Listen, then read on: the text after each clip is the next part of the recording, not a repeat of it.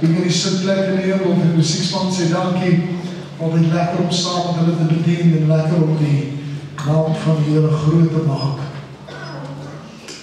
Ek wil vanavond so 'n bietjie met jou praat, rondom 'n gedagte wat die Here met my gedeel het, en ek dink ons almal weet wat is iemand wat jou ontmoedig om iets te doen. Ken julle sulke mense wat, as jy sê ek gaan dit doen, sê nee, moet nie dit doen nie. Jy weet, hy ou met jou ontmoedig, hy ou met vir jou sê, nee, ek weet nie of het so goeie idee is nie. Hy ontmoedig jou om dinge te doen. Ek wil vandag met jou praat oor die geestelike boelies wat baie mense ontmoedig. Ek wil saam met jou lees in 1 Samuel 17 vers 28. Hy sê, toe sê die oudste broer Eliab, hom met die mannehoer spreek, en Eliab baie kwaad geword vir Dawid en gesê, waarom het jy eintlik afgekom, na wie het jy daar die klompie klein vuur die woestyn afgegee? Ek ken jou vermeerderheid en die boosheid van jou hart, want jy het afgekom om die geveg te sien. Kom ons bid saam. Vader, wat 'n wonderlike voorreg om vanavond in die huis van die Here te kan wees. Dankie dat ons kan verklaar, Here, gaan nie oor ons nie, maar dit gaan oor U. Gaan oor die grootheid, die genade, die krag en die sterkte. En ek wil vanavond bid en vra, Here, dat U tot ons harte sal spreek. Kom van ons vanavond toe, Here, en dat ons sal hoor en verstaan wat U vanavond vir ons sê. Dankie dat ons weet, Here, U is ons God. En daar is niemand soos U nie.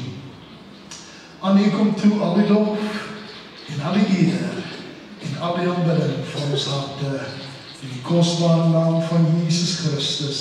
En die volk van die Here sê, Amen. Amen. Kyk op jou langs, jy sê van, hy moet nie luister wat hy sê nie. Dis nie wat ek sê nie, moet nie luister wat jou boelie sê nie, hoor. Moet nie luister wat jou boelie sê nie. Ek sien in die gedeelte in die woord van die Here, terwyl ek vanmiddag besig is om voor die Here te lê, te sien ek dat Eliab is die broer van Dawid, en hy is een van die seuns van Isai, en wat gebeur het is, dat net voor hierdie gebeurtenis, net voor hierdie oorlog met die Filistyne, toe word Dawid gesalf as koning deur Samuel. En ek weet nie of besef julle dit nie, maar het hulle hoogverraad gepleeg, want daar mag nie 2 konings te sal wees op dieselfde tyd nie. So hulle het koning Saul gehad, en daar was koning Dawid, wat gesal was, maar hy het nog nie die troon betree nie. Maar hy het geweet, hy is die opvolger van wat kom. Nou, terwyl ek hier gaan sit en dink, toe begin die Here my te praat oor wat hier gebeur het, want Dawid se pa kom nou, en hy sê vir hom, alright, jy is nou hier, los die skape, vat bietjie kaas en brood en goed, gaan af na jou broers toe, want hulle is daaronder, en geef vir die koning ook van die kaas en van die brood en goed, vir Saul, geef vir hom van hierdie goed, dat hulle saam kan eet. En daarin begin het met my op te kom, dat het is snaaks dat God jou baie keer op 'n plek sit, waar jy nie wil wees nie. Want jy sien, dit was nie Dawid se beplanning om af te gaan so drie, maar wel God se plan. Dit was nie Dawid se beplanning nie. Sy beplanning was om die vee terug te vat na die veld toe en daar by hulle te gaan sit, maar dit was nie God se plan nie. Want God was besig met voorbereiding in Dawid se lewe.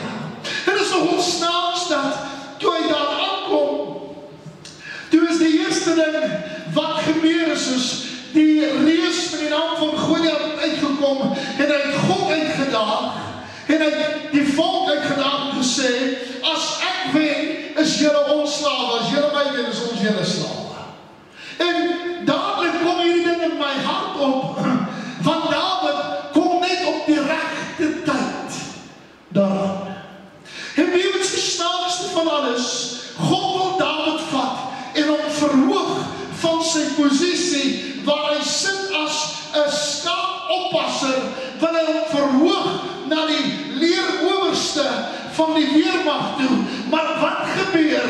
Daar's mense wat hom ontmoedig. Daar's bullies wat vir hom sê, wat maak jy hier? Hoekom pas jy nie liewerste die skape op nie? Hoekom sit jy nie liewerste daar onder 'n bos nie? Hoekom vat jy nie jou harpie en speel op hom 'n liedjie nie? Want jy hoort nie. Wil jy dit vanaand hoor? Want baie keer in ons lewe is gebruik die duiwel mense om ons te ontmoedig om te doen dit wat God wil hê ons moet doen. Hy vra die vraag, wat maak jy hier? Waarom het jy eintlik hier nou gekom? Ek weet dit het my geweldig gepla, want as Dawid vir sy oudste broer Eliab moes luister, het hy net omgedraai weggestap. En dadelik kom het by my op, ek wonder hoeveel mense was al op die punt van 'n deurbraak in hulle geestelike lewe, en ons sê iemand vir jou, wat maak jy? Dan draai hom om, loop jy weg, want ek hoort eintlik nie. Sien, ek wil dit verstaan vanavond, want toe ek na hierdie gedeelte gaan kyk, toe begin ek my geweldig te pla, dat daar soveel mense is, wat baie keer vir ons sê, waarmee is jy besig? Wat maak jy? Hoekom is jy hier? Jy sien, en dadelik, toe kom het in my hart op, dat ons baie keer presies dieselfde vraag vra, en ek kan het vanavond vir julle bewys, want ek het gaan sit en dink aan Josef. Josef het na sy broers toe gegaan, en wat het hulle gedoen? Hulle het hom ontmoedig, van sy drome, van hom gesê, man, jy is bang, jy is van jou kop af. En het selfs, Jesus het na sy disciples toe gegaan, en vir hulle gesê, ek gaan sterf, ek moet weggaan van julle af. En wat het Petrus gedoen? Hy het hom bestraf, hy het hom ontmoedig om in te gaan in dit wat God wil hê hy moet doen. Dis snaaks dat ons boelies is nie altyd mense wat ons nie ken nie, dis baie keer mense wat ons ken. Dis die ouens wat ons ontmoedig. En dan gaan jy sê, hoekom? Want hulle dink, hulle ken ons vermoë, hy ken ook my vermoë, maar hy weet nie, hoe staan my hart met God vanaand nie. Hy weet nie, wat in my binneste aangaan nie. Hy weet nie, waartoe God my in staat gestel het nie.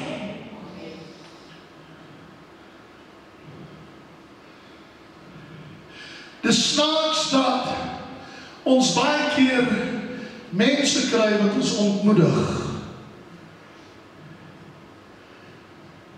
En ons aanvaar dit so maklik. Ek het die dag vir iemand gesê, as iemand jou iets sê en jou ontmoedig, is jou hart nie raar daar nie. Want jy sien, die oomblik wanneer jou hart in 'n saak is, kan hulle sê wat jy wil. Jy weet waartoe jy in staat is, deur Christus Jesus, wat jy die krag gee. En dadelik kom die beskuldiging, jy het net afgekom om na die geveg te kom kyk. Wat hy nie besef nie, ek is nie hier om hier te kyk nie, ek is hier om te oorwin. Ek is nie vanavond meer hier om te kyk hoe groot die reus is nie, ek is vanavond hier om te sê, in die naam van Jesus, die seun van 'n lewendige God, daar's niks wat ek nie kan oorwin, as ek verborgen is in Christus Jesus. Jy sien, hierdie man, hierdie Dawid gaan staan voor sy broer.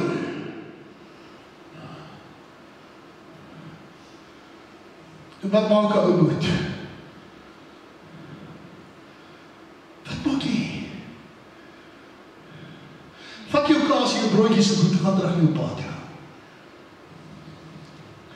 Ek weet nie of mense jou ontmoedig om sekere goed te doen nie. Het is nogal snaaks dat het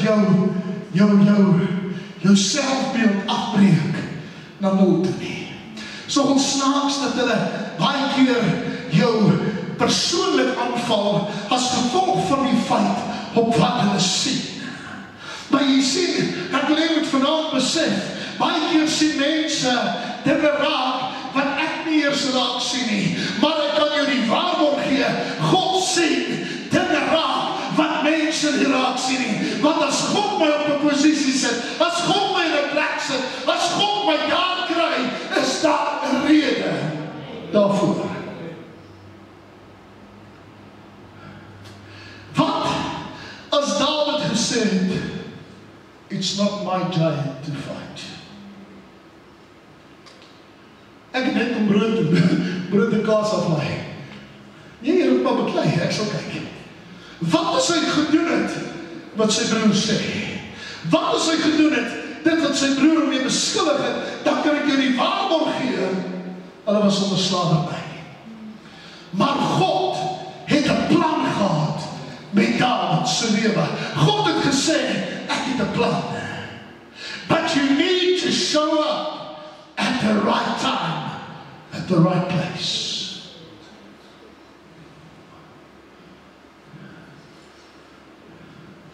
Ek wonder wat het Eliab gesê, toe Dawid sê, ek sal beklei.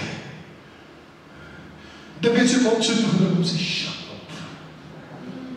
Wat dink jy, doen jy? Weet jy, sal pa my slaan as jy doodgaan? Weet jy, wat gaan pa my doen as jy terugkom? Sê, ma, ek sien nie eens kans nie. Ek het Saul gevolg het, oorlog gewen het. Ek sien nie eens kans nie. Nou kom jy. Jy sê, jy sal beklei. Sê, ma. Snaaks, hoe maklik mense ontmoedig raak. En jy kan vanaand hier die besluit maak. Want weet dat ek agtergekom het, die droom wat God vir jou lewe, die droom vir jou geestelike lewe, is daar klaar iemand gewees wat jou ergens ontmoedig het. Jy gesê, het gaan nie werk nie. You're not gonna make it. Wat is die grootste ding wat hulle sê? Wat as dit gebeur? Lewe met hoor vanaand, want hier het my dadelik begin pla, toe ek na hierdie gedeelte kyk, toe dink ek, kan jy glo, daar's mense wat jou boelie uit dit uit, wat God vir jou instoor het.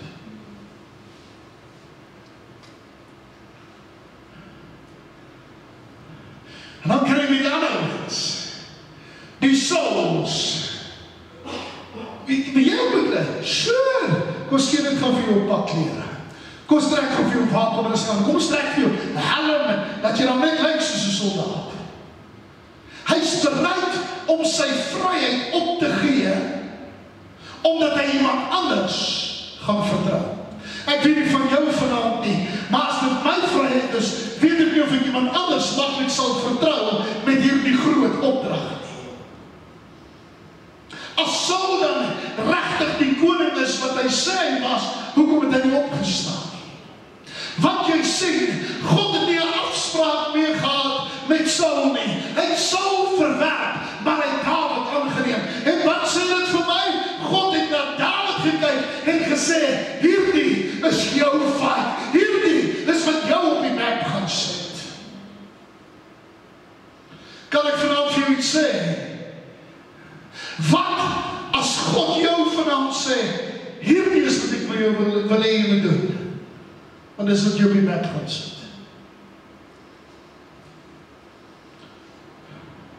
Oké, so met doen. Dan stap jy en staan daar 'n reus voor jou. Ga jy dit nog steeds doen? Are you still going to face the challenges? Kom ek gou vanaand vir julle sê, weet jy wat ek agtergekom, groepsdruk is 'n baie verskriklike ding. Joshua en Caleb saam met 10 verspieders word deur Moses uitgestuur om te gaan kyk hoe lyk Jerigo. Om te gaan kyk hoe lyk die beloofde land. Hulle kom terug met sittrosse, piesangs en vrugte en goed. Hulle sê, wow, it's amazing. Het is die beste land wat ons nog ooit gesien het, maar ons wil nie teen hulle beklei nie. Daar's 'n reuse.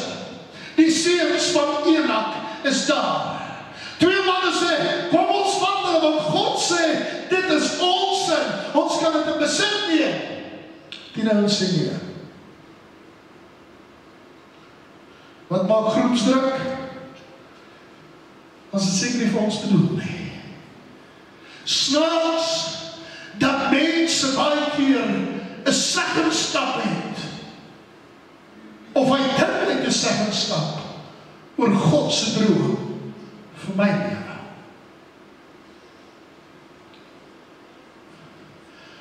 En ek wil begin klaarmaak, want ek hierna gaan sit en kyk, te dink ek by myself, ek sal met ophou luister na die mense rondom my. Ek het al baie keer die woorde gehoor, dink jy dit kan werk? Of ek sien die gevaarligte. Of sien die bang nie. Hoekom wil jy vrees in my hart en boesem, as God dat uit in my hart en boesem?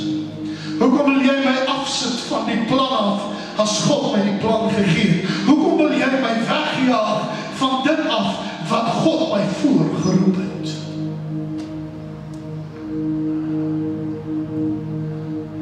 Kan ek het vanavond vir jou sê, baie mense se geestelike drome word nie waar nie, want hulle luister vir hulle boelies.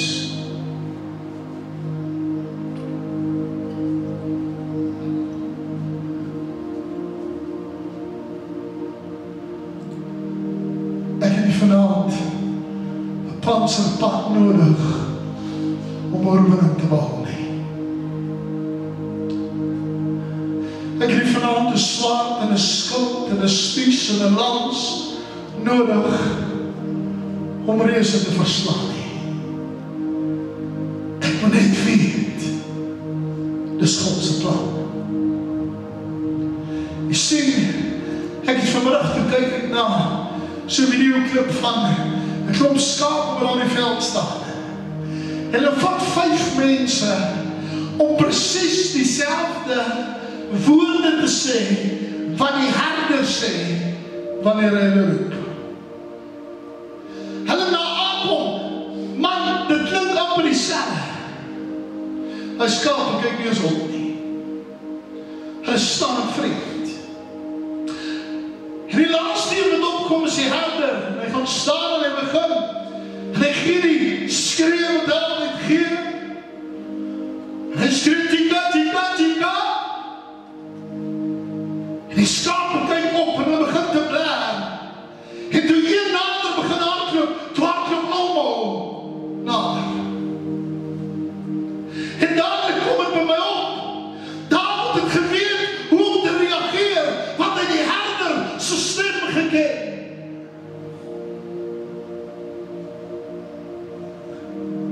Hy het geweet, hierdie is die tyd. En hierdie is die plek dat ek my oorwinning kan behaal.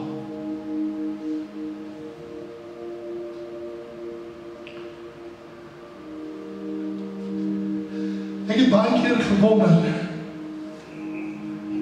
wat het Eliab gesê toe hy Goliat se kop afkap met Goliat se swaard?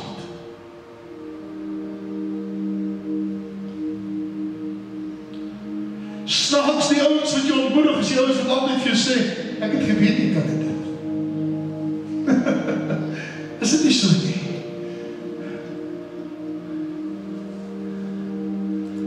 Wil jy met iets verstaan vanavond? Daar is duisende mense wat met jou praat om jou te ontmoedig. Maar luister na die stem van die herder. Elke hoof gebuig, elke hoof gesluit. As jy vanavond hier sit en sê, snaaks God het my 'n plan gegee, of God het gesê ek moet iets doen, of hy het my gesalf om iets te doen. En ek het nog nooit by dit uitgekom nie, waarom nie? Vanaf is boelies op my pad. Ouens wat my ontmoedig het om het te doen.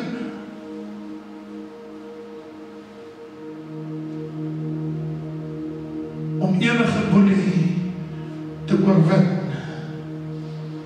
beteken jy sal opstaan en doen wat hulle sê jy nie kan doen nie. Ek weet nie van jou vanaand nie, maar die vyand het my gesê, ek sal dit nie kan doen nie.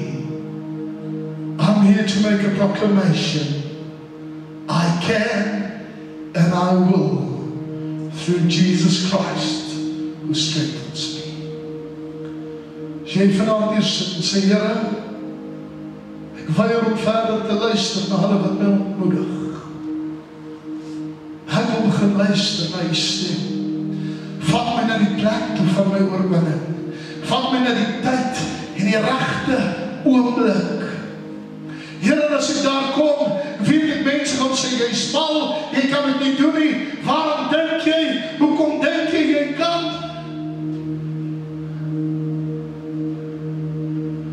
Here, maak my ore doof vir hulle wat my ontmoedig.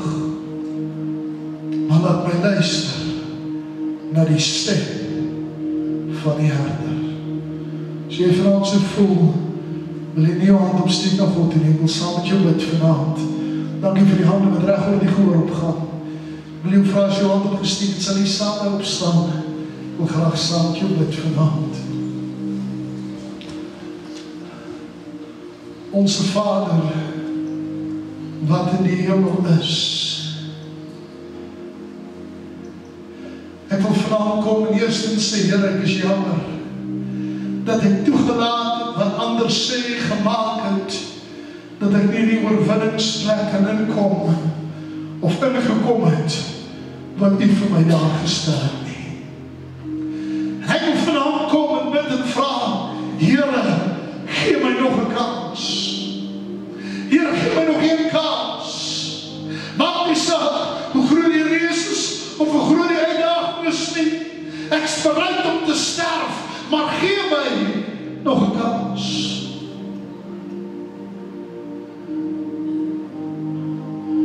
Bring my op die plek waar U my wil vat en my verhoog. Here, ek het nie anders advies nodig nie. Ek het nie anders opinies nodig nie. Ek wil vanaand bid en vra, Here, maak ook my ore dat ek die stem duidelik sal hoor. Here, of ek nou 5 jaar oud is en of ek 100 jaar oud is, ek weet God sal dit wat hy beloof het nakom. Abraham het op 100 oor 100 het hy eers sy eerste seun gehad by sy vrou Sarah, wat al 100 was.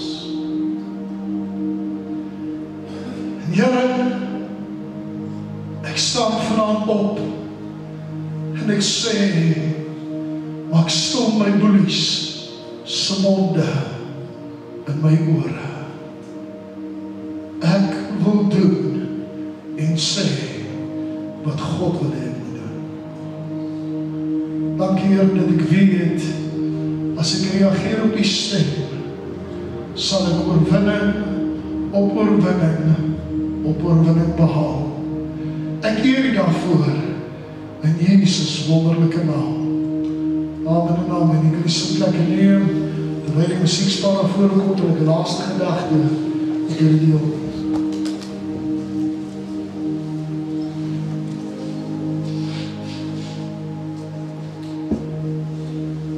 Wat as Jesus na Petrus geluister het?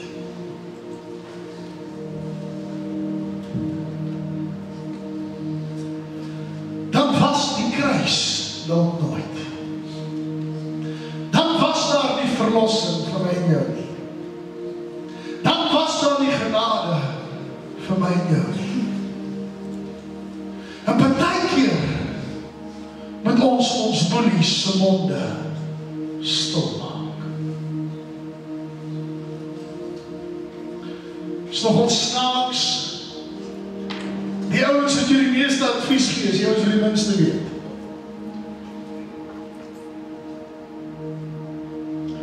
Kan ek vanaand vir jou iets sê wat ek in my lewe begin doen het? En as jy hierdie gaan gaan begin implementeer, gaan jou lewe baie verander. Ek luister nie na kritiek van mense wat nie raad vanaf sal vat nie.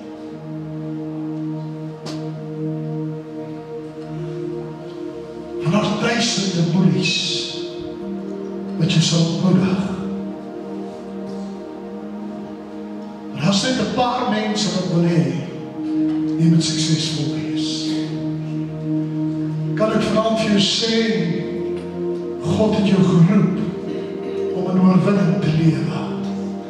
En hy wil hê jy moet suksesvol wees. En ek moedig jou aan. Luister net na sy stem. Amen. Dankie julle. Wat sal met ons opstaan, broers, of offerande gedeelte asseblief daar sy. Ja,